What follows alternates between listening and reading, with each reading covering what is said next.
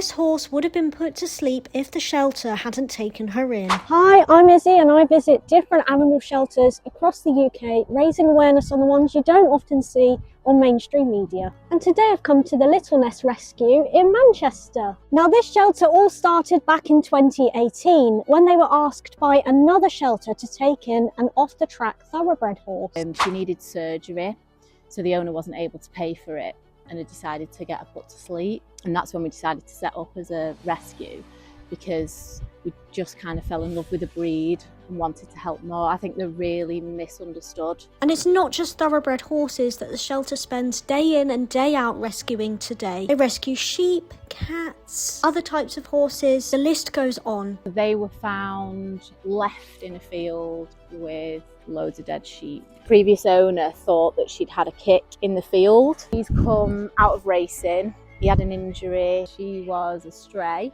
She was found outside with her kittens. And today we're going to be finding out some of their stories.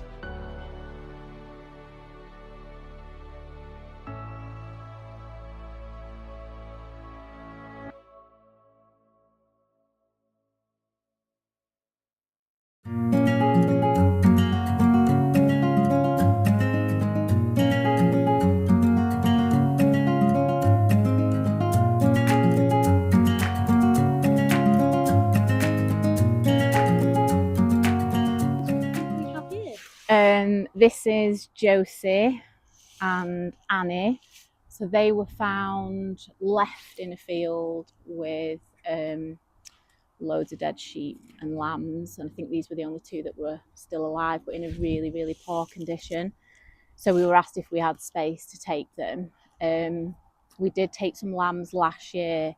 One was found abandoned, and the other one had like a small deformity. So we had all the equipment. We kind of knew how to bottle feed and keep baby lambs. And these two girls arrived, they were about 4 days old. They were in such an awful state. We ended up just phoning the vet straight away. They were covered in ticks, so they were really anemic. They were on 2-hour feeds. I actually kept them at home initially because I needed them to be warm. And then we were offered a foster placement with a lovely lady we've known for years. She was bottle feeding at the time, and she's like, look, they can come here. We've got heated pens. So she took them in for just over a month until they were weaned, and then they've just been returned back to us. So yeah, we're very surprised. We weren't sure that they'd make it, the state that they were in. The vet literally just gave them everything because they were covered head to toe in ticks. And normally they dip them when they were that infested, but because they were so poor, they were so underweight and so anemic, it just wasn't safe. So she would just try and pour on treatments, electrolytes. She'd give us an injection to kind of stimulate them to be hungry so they'd eat more. So yeah, they're quite amazing that they survived.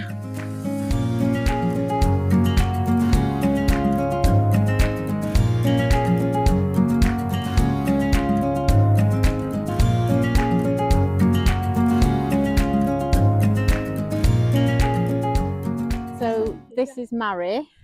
We took Mary, I think it was 2021. We were asked to take her because she was due to be put to sleep. She was only 6 at the time. She used to have a big lump here at the side of her face. So the previous owner thought that she'd had a kick in the field. And he was advised by his vet that eventually she just wouldn't be able to eat and would starve. So they were due to have a shot. We took her, got the vet out straight away.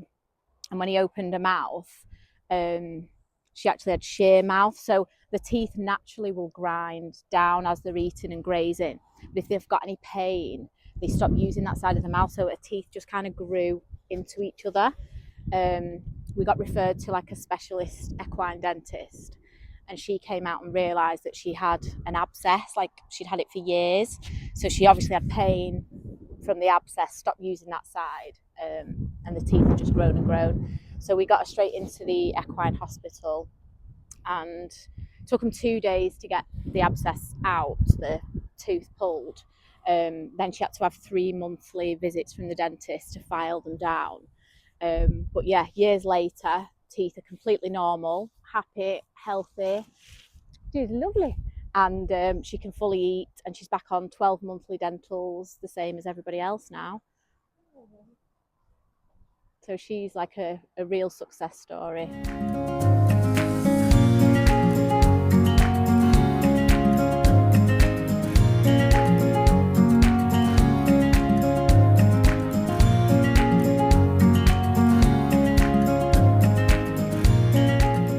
This is Aster, so he's our newest rescue. We collected him just over a week ago. So he's come out of racing. He had an injury, I think he'd torn his tendon. So he was rested for 15 months and the vet had signed him as fit, and the race trainer decided to retire him and asked us could we come and collect him. So we've taken, he's the 7th thoroughbred that we've taken. We usually say they take about 12 months to decompress, learn who they are. We can learn who they are, what they like, what they don't like, and how best to care for them. I think thoroughbreds have quite a bad reputation because they can be high maintenance, they can be quite spooky, difficult to keep, but the life they live in racing is completely different to the life they live outside. They're not used to going out in the fields, they're not used to having a herd, other friends. Everything for them is completely different. So the first thing we do is just give them time. If they tell us that they're not comfortable doing something or they're a little bit worried about something, we don't do it. There's no pressure whatsoever. So we're hoping to be able to get him out in the fields with everybody else within the next week. Hopefully he'll feel more comfortable. We're just trying to bond him with a couple of others at the minute so he gets the confidence to be able to go out in the field and enjoy his life. So he'll have 12 months complete rest just to reset, and then we'll kind of see what it looks like in 12 months if we feel that he'd be suitable to go to a new home, or some of them we've given sanctuary space to because we just know that in a different environment they would potentially revert back to how they were when they came. I'm hoping Aster will be available to rehome, but we'll see. We just kind of make the decisions based on each individual animal, and we like to have that time to kind of get to know them, and for them to feel safe and comfortable with us before we then make a decision on what's next.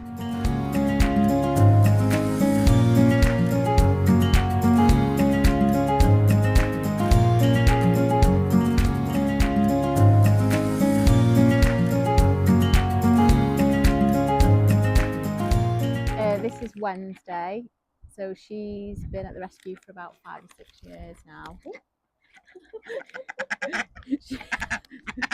She'll bite you and then she laughs about it. Nugget, no! Be nice! Nuggets! Nuggets! So this is Wednesday. This is Wednesday, yeah. She's been with us for about 5 or 6 years. She was a stray. She was found outside with her kittens, and a lady took her in, rehomed the kittens, and the lady that picked up the last kittens took Wednesday with them. And she did try her in a house for a couple of months, but she wasn't very happy living inside, so she contacted us and asked would she come and live out on the farm. So we've got 12 cats currently at the rescue.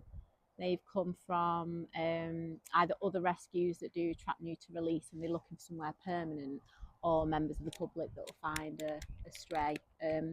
Wednesday's the boss of all the cats. She likes to be fed first. She likes to be fed on a higher perch than everybody else. I hope you guys enjoyed hearing these stories today. It would mean the absolute world if you could subscribe, as it helps spread the word about wonderful shelters like these. And I'll see you in the next one.